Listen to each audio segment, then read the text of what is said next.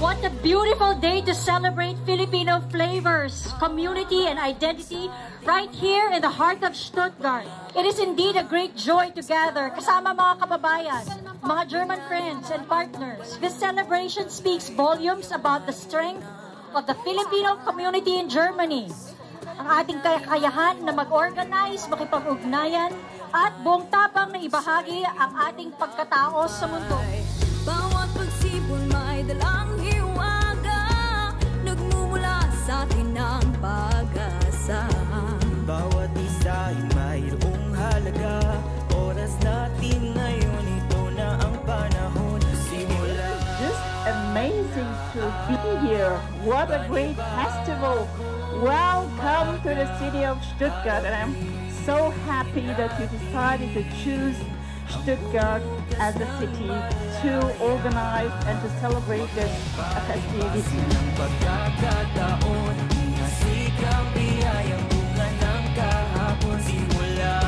What do I love for Ube Fiesta po is maraming Pilipino po dito at yung mga Filipino food po dito na hindi pa namin natitikman for long years po, natitikman namin ngayon.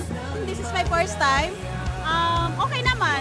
Natuwa naman ako. Natikman ko yung halo-halo for the first time. Maganda talaga yun. Dito sa Stuttgart, so sana magawa natin ulit. Maganda, sama-sama mga Pilipinong nandito sa Germany, sa Stuttgart ng Park. Kasi namimiss namin yung mga Pinoy foods, tapos mga friends namin na sa Frankfurt, pumunta dito, nagkikita kami. Hopefully next year again. Next year, yes. Ube Festival.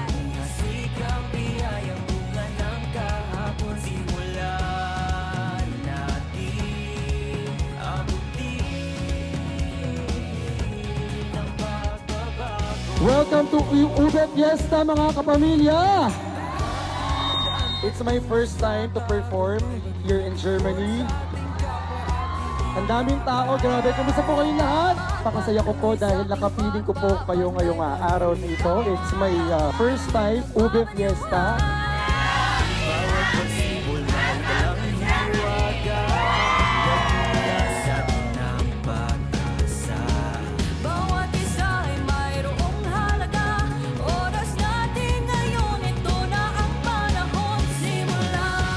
Unser erstes Mal hier und es ist sehr lebhaft, es ist schön, andere Kulturen zu sehen, die verschiedenen Speisen, die es hier gibt und einfach zu sehen, wie hier verschiedene Leute zusammenkommen, also Filipino und auch deutsche Leute hier aus Stuttgart, um die Kultur zu feiern.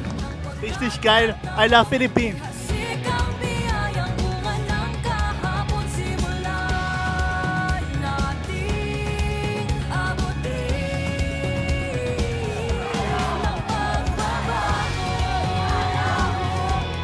Gusto kong magpasalamat sa inyong lahat for coming over.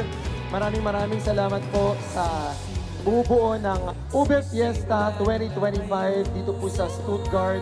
Congratulations to all the organizers. The Philippine Consulate General in Frankfurt, palakpakan po natin mga kapamilya.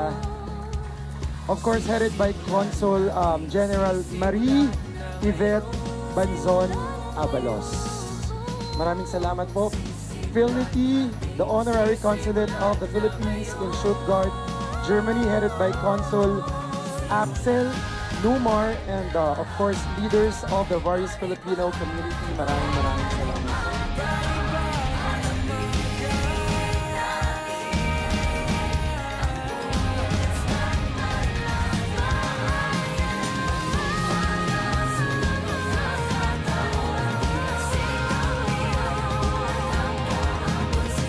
We look ahead to the Philippines Historic Road as the guest of honor at the 2025 Frankfurt Book Fair.